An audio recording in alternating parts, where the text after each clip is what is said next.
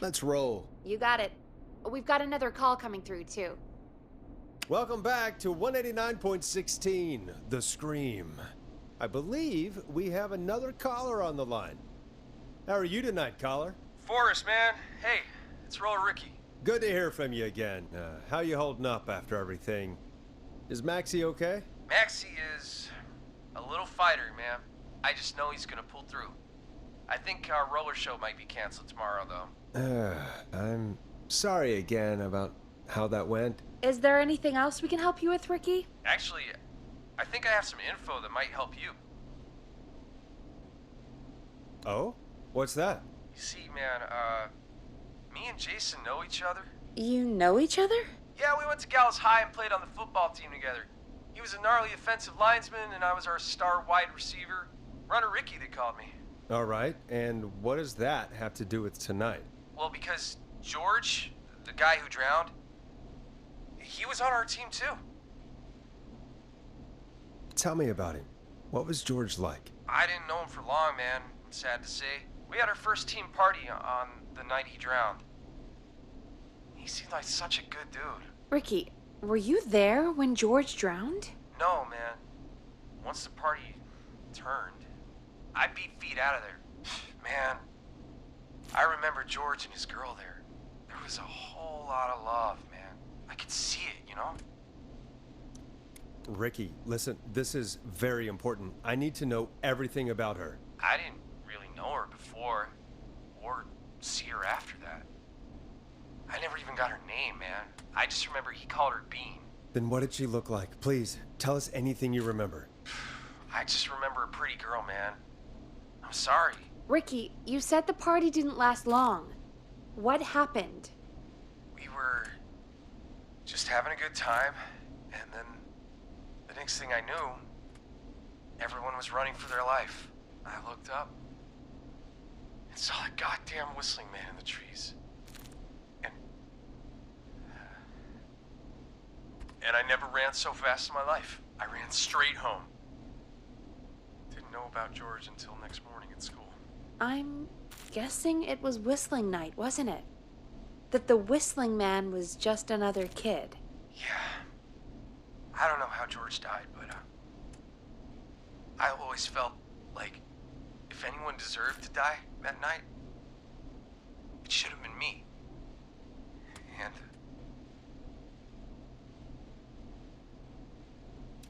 Ricky, it wasn't your fault. You're not a bad person. I know that now, man. It took a long time to learn, but yeah, just thought I'd tell you all what I know. Thank you, Ricky. This helps. Thank you. You got it, man. Anyway, I think it's time for me and Maxie to free up your phone lines. Night, Ricky. All right, folks. Looks like we got a new lead in the case. If anyone has any info about this mysterious being, please call in. If she was George's girlfriend back then, she's probably in her mid to late 30s now. Huh. Oh, we have another call coming in, but hang on. What's up, Peggy?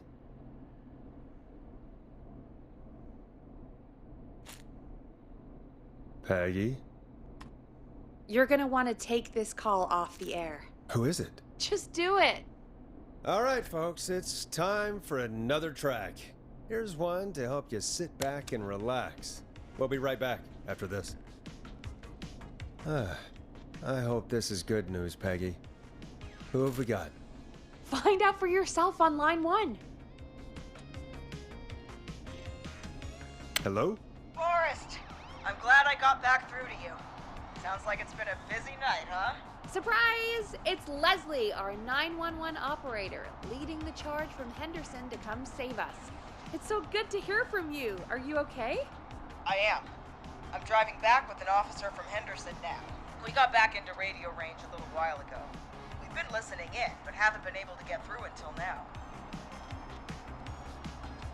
Ever since you found Sheriff Matthews, it's only gotten worse. It's been a long night. Well, it shouldn't be too much longer now. I'm glad I got through to you. I wanted to let you all know what's going on. I made it to Henderson. Turns out somebody had cut the phone lines, and they had no idea what was happening. After I told them, well, their sheriff sent a goddamn squad back with me to stop this. That's great news! That's crazy about the phone lines, though. Do you think the Whistling Man cut them? I'm guessing so. I don't know how the Whistling Man did it. But that doesn't matter right now. Listen, we're coming in hot, but we need your help. I know Gallows Creek isn't a big town, but if we don't know where the Whistling Man is, we can't get him. Her. That's where you come in. You can count on us. What do you need? It might be a long shot, but here goes. The Whistling Man already called up a few times. I bet she calls again. We're still a little ways out of town, so if she calls, stall her. Buy as much time as you can for us to get in. And while you're talking to her, try to figure out where she is. We'll be listening in, so once her location is known, we'll head straight there and end this nightmare. I'll do my best. I know you will. Heck, I can see the headlines now. Forrest Nash's interview of a lifetime. Anyway, I'll radio the other cars and tell them the plan is a go. Hopefully the next time I see you, it'll be with our killer behind bars. Take care now. We'll see you soon, Leslie. Oh, thank God. It sounds like this is almost over. We're nearly through this. I hope you're right. The sooner this is over, the better. I am right. Trust me. Anyway, we should get you back on air. Taking callers is the only way to see this through. Bringing you back live now. Welcome back to The Scream with me, Forrest Nash. The line is lit up, but before I get to our next caller, I just want to say, things are looking up. It's almost over. But for now, let's bring in our next caller. Evening, caller. This is Forrest Nash. Hello, Forrest. This is John Hedges. I'm here with Casey. I wanted to give you an update on Jason. John! Is he gonna be okay? He's a fighter. He'll be fine. We've got him stabilized and resting in a bed. We're preparing to move him to the hospital. Thank you so much. If you hadn't been there, then... God, I don't even want to think about what would have happened. Of course, Casey. We're just happy he's okay. John, Casey, you two did all the work. Tell Jason to get well soon from us, whenever he's up for it. Well, why don't you tell him yourself? Is this Forrest?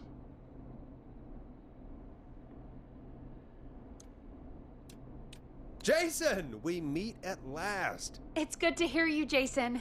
How are you? Oh, well, you know. I've got a hole in my stomach, and there's a knife in my leg, but John gave me something to take the edge off.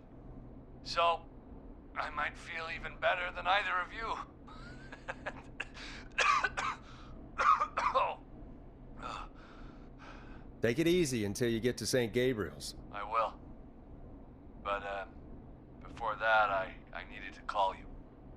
I'm guessing the Whistling Man is still out there? Yep. As far as we know, anyway. I was worried you'd say that. God damn it. Actually, I'm glad you called. I wanted to talk to you about what happened earlier. Go for it. We spoke to Roller Ricky not long after you were attacked. You spoke to Ricky? Is he alright? He is now. I mean, he was attacked earlier, but this call came after. Hey, guys, I'm really sorry, but there's a call on the other line. I just need to make sure we don't have another situation brewing. You fill Jason in on what happened. I'll be right back. Sure, Peggy. Sorry, Jason, where was I? Yep. Ricky's fine. You don't need to worry about him. That's a relief. He told us about George. Sounds like everything's finally coming out now. It's been tough to hold it all in. Sounds like you've been holding back about something awful, Jason. I'm part of the reason my best friend is dead, Forrest. And the few who knew about it said if I ever said anything, I'd find myself in jail. For a long time. It was hell. And then the town just moved on. Like he'd never existed. Who killed George that night? Some of the guys on the football team. had an idea for a way we could haze the newcomers. We decided to plan a party in the woods and have the Whistling Man crash it. It was stupid. We each had a role. I was the stabbed friend. At the party that night, I left the group for a second, met our Whistling Man, pretended to get stabbed in front of everyone, started an almighty panic. Those screams. That was the last time I saw or heard George alive. How did George die, Jason? I don't know. I was playing dead. But when I heard her scream... Ricky mentioned a girl named Bean. Is that who you mean? Bean? Oh yeah. I guess George did call her that. Yeah. He called her Bean. I heard her again tonight, Forrest. Her name was... What? What happened? Are we still on air? No, we're not. Seems like the power is completely gone. How do we get it back on? I don't, we can use the emergency generator down in the basement. Reggie picked it up a while ago in case we ever needed to do an emergency broadcast. An emergency broadcast? Emergency? You know, nuclear war, alien attack, broadcasting a serial killer's location to the cops so we can end this nightmare. Fair point. It's in the storage area in the far back corner, up on the wall. You might have spotted it earlier when you were digging around for all those tapes. It'll have a big red button. Just press that.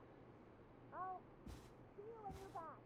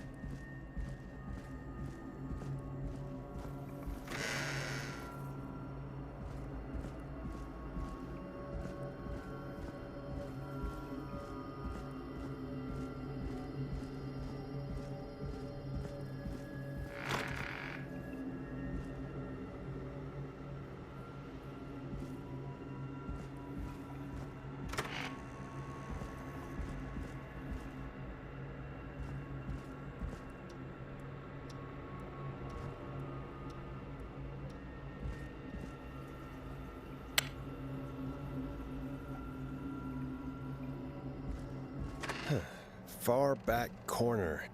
Why is this station so big?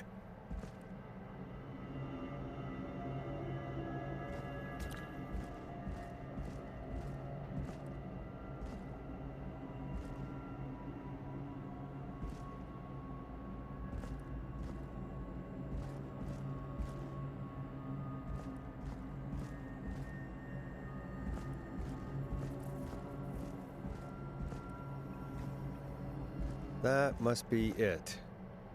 Boom! We've got power.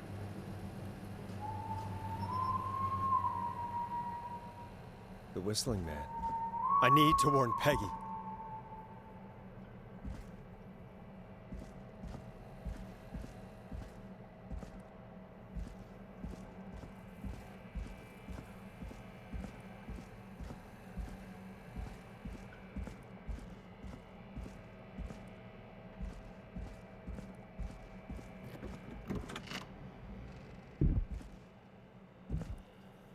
Peggy, are you there?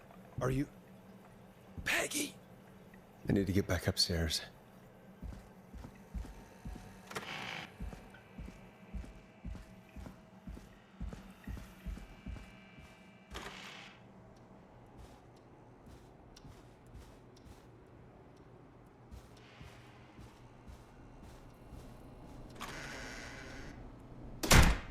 What the hell?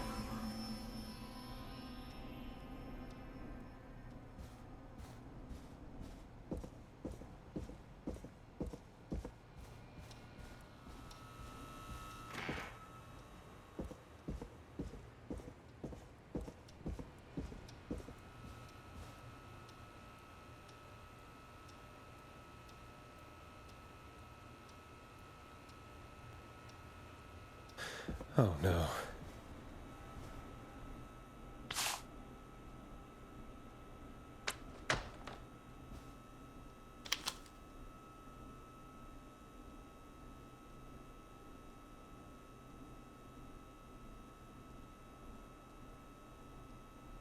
Peggy! Where'd you go?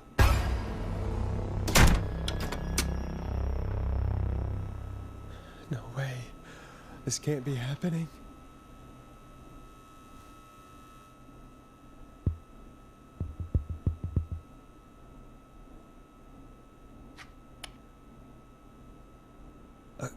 A call.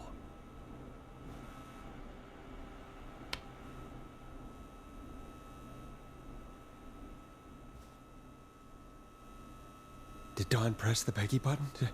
Did she want me to hit it on my end? Where's Peggy, Dawn? Have some patience, Forrest. It's almost the end of the night. Almost the end of the show. But it's not over just yet. Got a little time still. So let's make the most of it. I'd rather not if that's okay. Oh, Forrest. Huh? I thought we'd end tonight's Whistling Man special with a special guest. The one who started it all. Oh, let me take that out of your mouth and... You crazy bitch! Let me go! Welcome to the air, Mr. Teddy Gallows Jr. Wait. It's all gonna come out tonight, Teddy. Your daddy and his money saved you 20 years ago. But even if he crawled out of his coffin with all the money in the world... Wait. Where the hell is Teddy? How are you talking to him if you're here with me? Because I'm not there with you, Forrest. I'm here with Teddy. And if he says where that is, well, he knows he'll get it. Wait, then... Who am I looking at? Forrest Nash, let me introduce you and all of Gallows Creek to my boy, Henry Barrow. Hi, Henry. Nice to meet you. Don't mind him. He's just shy. So there were two whistling men tonight. Of course. That explains how you were always able to get around town so quickly. Hang on. Did you say Barrow? Then are you? Let me just get this mask off. Damn uncomfortable thing. No wonder Mooney went crazy wearing this. There we go. Marie Campbell? George's old girl. Oh. Well, it sure has been years since I last saw. Oh, God damn it. Marie Campbell? So, not Dawn, huh? No, not Dawn. What are you going to... Everyone's gonna know now what Teddy did. He killed George that night. This night. 20 years ago. Listen to me. You... You're gonna talk when I talk to you. And not a moment before. Meanwhile, Forrest, I'm gonna give you the chance to talk. You're gonna help me reveal what really happened to George all those years ago. Why should I help you? Why should I play any part in this? Because I think you believe in justice. You think this is justice? You have no goddamn idea, Forrest. These people you've been trying to save, they were all in on it. They all knew George was murdered, but... Murdered? Listen, I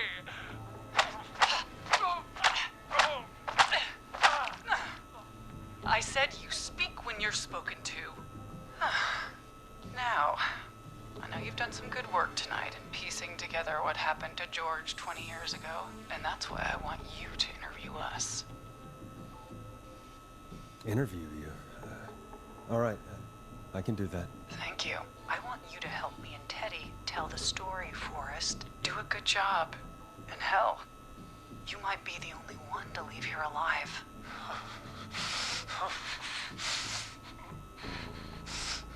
I need to drag this out.